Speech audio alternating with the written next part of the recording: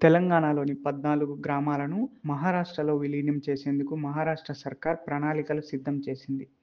ఇందుకు సంబంధించి ఇప్పటికే గ్రౌండ్ వర్క్ స్టార్ట్ చేసినట్టు మహారాష్ట్ర ఆర్థిక మంత్రి చంద్రశేఖర్ బావన్కులే బుధవారం మీడియా ముఖంగా వెల్లడించారు.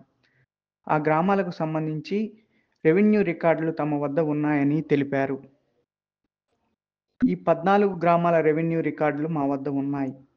కొంత భూమి తెలంగాణలో, కొంత భూమి మహారాష్ట్రలో ఉంది. ఈ గ్రామాలు మహారాష్ట్రలోనే ఉన్నాయి.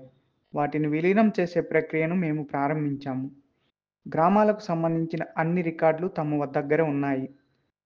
మహారాష్ట్ర ప్రభుత్వం ఈ విషయాన్ని గమనించింది అని బావన్కులే మీడియాతో తెలిపారు. त्या राज्यात काही शेती आहे, या राज्यात काही शेती आहे. त्यामुळं गावाचं जे गावठाण आहे ते महाराष्ट्रामध्येच राहील याबद्दलची कारवाई आम्ही चालू केलेली आहे आणि याबद्दलचा पुरावा रेकॉर्ड आमच्याकडे आहे आणि त्याची नोंद आता महाराष्ट्र शासनाने घेतली आहे. सर नेमकं याच्यामध्ये एक मिनिट त्याच्यामध्ये की त्या गावांमध्ये मतदार असेल किंवा दोन्हीकडे त्यांना मतदान काही महाराष्ट्रात आहेत. 100% महाराष्ट्राचे मतदार आहेत. 14ही गावातले नागरिक आणि महाराष्ट्रातच मतदान करतील. ग्रामपंचायती, जिल्हा परिषद, पंचायत समित्या, स्थानिक स्वराज्य संस्था निवडणुकीमध्ये सुद्धा त्या ग्रामपंचायतचा त्या ठिकाणी ज्या आहेत त्या महाराष्ट्रातच भाग राहणार आहे. त्यामुळे यामध्ये काही कन्फ्युजन नाही. आपण यामध्ये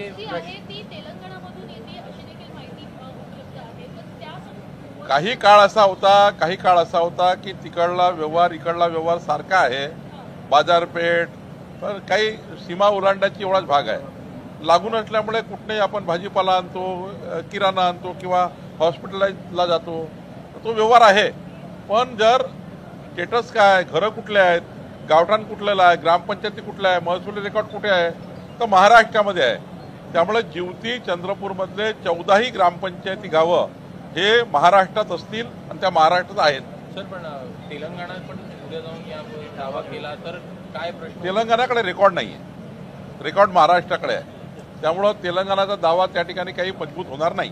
पण समाविष्ट झाले असं म्हणायचं की समाविष्ट करण्याची प्रक्रिया जवळपास झाली आहे. लवकरच त्याचा आम्ही अंतिम निर्णय करू.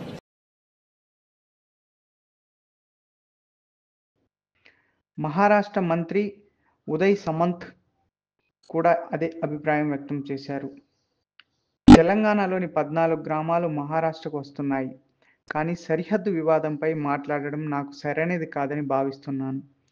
బెల్గాం పరిపాలనా విభాగం సహకరిస్తే మేము అక్కడ మరాఠీ భాషకు సంబంధించిన శాఖను స్థాపిస్తాము. మేము అలాంటి ప్రయత్నాలు చేస్తాము మరియు కర్ణాటక ప్రభుత్వంతో కూడా మాట్లాడతాము. ఈ 14 గ్రామాలు తెలంగాణలోని రాజూరా మరియు జీవతి తాలూకాలో ఉన్నాయి. వీటిని మహారాష్ట్రలోని చంద్రపూర్ జిల్లాలో విలీనం చేయనున్నాము.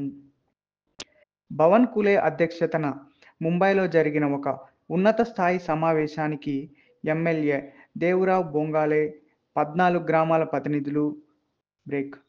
గ్రామాల ప్రతినిధులు మరియు చంద్రపూర్ జిల్లా కలెక్టర్ వినయ్ గౌడ హాజరయ్యారు. ఈ సమావేశంలో గ్రామస్తులు తమ సమస్యల గురించి బావన్కులేకు వివరించినట్లుగా సమాచారం. గ్రామస్తుల డిమాండ్లపై బావన్కులే సానుకూలంగా స్పందించినట్టు తెలుస్తుంది.